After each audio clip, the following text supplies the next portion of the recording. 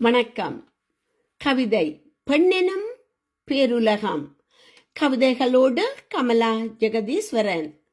பெண்ணானவள் தாயாய், தாரமாய், தங்கியாய், அக்காவாய், பாட்டியாய் தன்னையே அர்ப்பணிப்பவளே பெண். ஒரு பெண் ஆணின் வெற்றிக்கு காரணமானவரும் ஒரு பெண்ணே.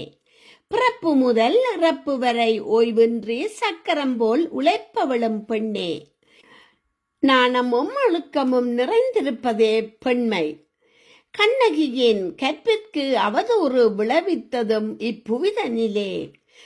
அடுப்படி தொடங்கி ஆகாயம் வரையும் பறந்தும் ஆட்சியில் அமர்ந்ததும் பெண்ணே. கூந்தலுக்கு சொந்தமானவளை கூட்டியும் கொடுப்பர் ஆடவர்.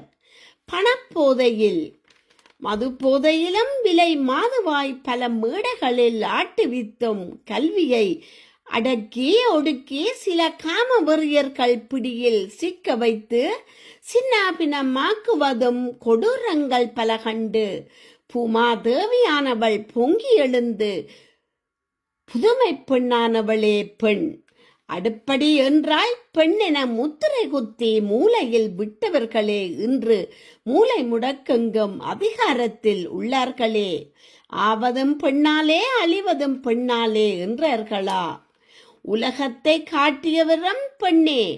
மனைவியானவள் தனி ஒரு பெண் அல்ல, அவளும் ஒரு தாயே.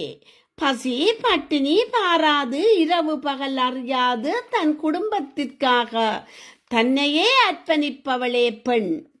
பெற்றோரை நினைவில் சுமந்து, கணவனை இதயத்தில் சுமந்து, குழந்தையை கருவில் சுமந்து, குடும்ப பாரத்தை தலையில் சுமந்து சுகமான சுமையாய் பூரிப்புடன் பயணிப்பவள் தான் புதுமை பெண். பெண்ணானவள் தயங்கினால் ஊமை, பேசினால் வாயாடி, வாய்விட்டு சிரித்தால் அடக்கமற்றவள். பலதும் பார்த்து மகிழ்ந்தால் ஊர் சுற்றி, வீட்டினுள் அடங்கி வாழ்ந்தால் பேதை என்றும் பெண்ணுக்கு கொடுக்கும் பட்டங்கள் தான் எத்தனை எத்தனை. பெண்ணாய் பிறந்தது பாவமா இல்லை சாபமா? மொத்தத்தில் பெண்ணானவள் ஒரு பிள்ளை பெறும் இயந்திரமா? பெண்ணானவள் சமூகத்தில் பல வழிகளாலும் முதுகெலும்பாய் திகழ்பவளே.